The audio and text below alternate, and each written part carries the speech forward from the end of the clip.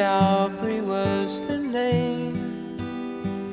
A not so very ordinary girl or name, but who's to blame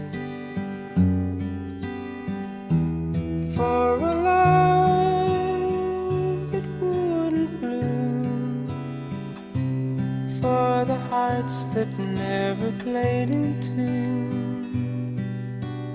like a lovely melody that everyone can sing. Take away the words that rhyme, it doesn't mean a thing.